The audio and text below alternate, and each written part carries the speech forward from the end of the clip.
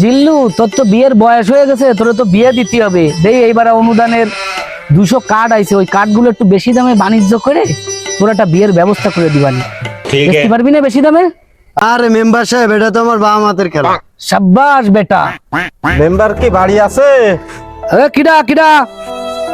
বাবা এই আমরা আইলাম, দুটো লোক শুনিছি নাকি সরকারি নতুন করে কি অনুদান টনুদান আইছে। তা বাবা আমরা তো আমি এই খাতি পারি না, আমার একটা সোয়াল মেয়ে নেই, খুব অভাবের মধ্যে দিন যাচ্ছে, আমার একটা কার্ড টার্ডের ব্যবস্থা করে দেওয়া যায় বাবা?